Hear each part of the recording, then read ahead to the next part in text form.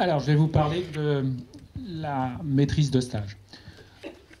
Donc, tout simplement, je voulais vous dire que moi, ça fait une douzaine d'années que je pratique la maîtrise de stage, donc c'est pour ça qu'on m'a demandé de vous en parler. Lors des études de médecine, on s'est rendu compte que les étudiants en médecine avaient un abord par rapport à la médecine générale qui était, on pourrait dire, de mauvaise qualité. Pourquoi ? Parce que auparavant, les jeunes médecins n'étaient confrontés à la médecine générale qu'en fin de cursus. Et ça, c'est pas très bon pour sensibiliser les gens à la médecine générale. Si on veut faire venir des médecins généralistes, il faut leur faire goûter à une patientèle le plus tôt possible. Donc, depuis très peu de temps, les facultés de France se sont mis à former à ce que les externes en médecine, c'est-à-dire les étudiants qui sont en 4e année, puissent accéder dans les différents cabinets médicaux. C'est quelque chose que moi je ne fais pas encore parce que ça demande un investissement supplémentaire, il faut avoir de la place et au jour d'aujourd'hui, ce n'est pas toujours très évident. Donc ça, c'est à la 4e année. Les facultés se sont rendues compte que si on pouvait donner la chance à des médecins, des futurs médecins, d'être en contact avec une population, c'est peut-être un moyen relativement simple de les sensibiliser au fait d'être éventuellement des futurs médecins généralistes. Ensuite, l'étudiant en médecine arrive en 6e année, il part ce qu'on appelle le concours de l'internat. Il faut savoir que le concours de l'internat, tous les étudiants en médecine le passent, quelle que soit leur spécialité.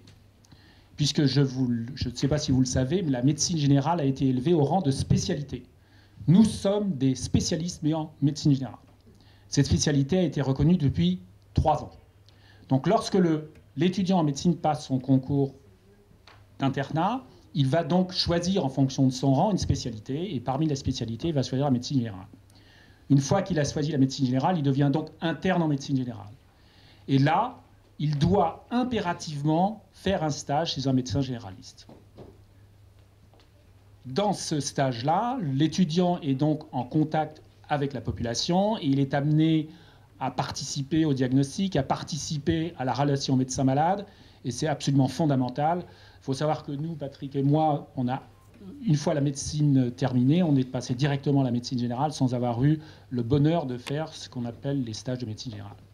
Et ensuite, la dernière étape, ça va être le stage en autonomie. C'est-à-dire qu'une fois que l'étudiant a validé le stage chez le praticien, la dernière étape, ça va être dans un cabinet médical, sous la haute autorité d'un médecin, de consulter des patients, seul.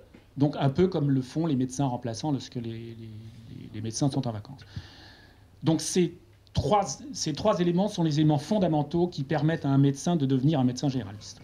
Quel est l'impact de cette histoire-là ? L'impact, c'est que le seul moyen qu'on a de faire venir des étudiants, c'est de leur proposer des structures dans lesquelles ils vont pouvoir être formés.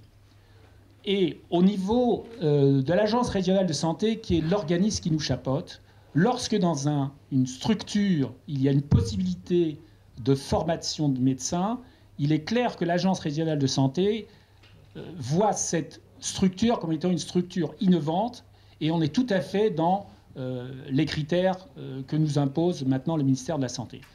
D'où l'idée d'avoir une possibilité d'accueil augmentée au niveau des étudiants en médecine. Le seul moyen d'avoir une structure adaptée, c'est donc une structure qui contient un certain nombre de médecins. Et donc, par exemple, ce dont vous parlera Patrick Dahan, la notion de maison médicale de santé.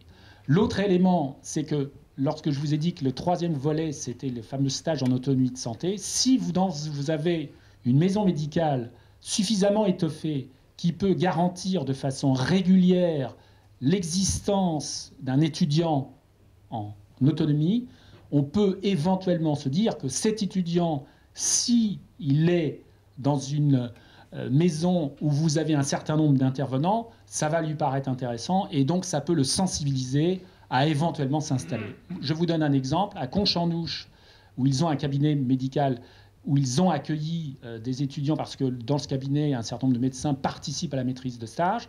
Grâce à ce système d'autonomie, ils ont pu faire venir un médecin qui s'est installé il y a 1 an et demi. Comme quoi, c'est un système qui peut marcher.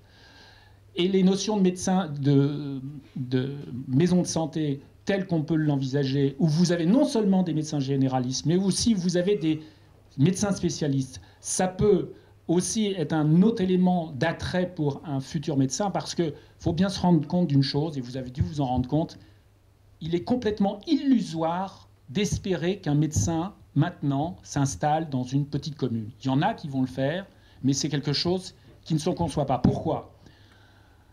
Tous les étudiants en médecine sont formés dans des grosses agglomérations, 100 000 habitants, Rouen, Caen. L'installation d'un médecin, on le sait, c'est environ 40 km au-delà de sa faculté de référence. Donc Verneuil, c'est 100 km de Rouen. Donc pour être attractif, il faut proposer quelque chose. Et pour proposer quelque chose, il faut avoir une structure qui soit adaptée.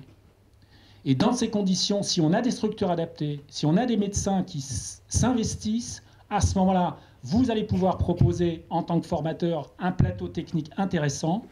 Et dans ces conditions, forcément, vous allez pouvoir susciter des vocations.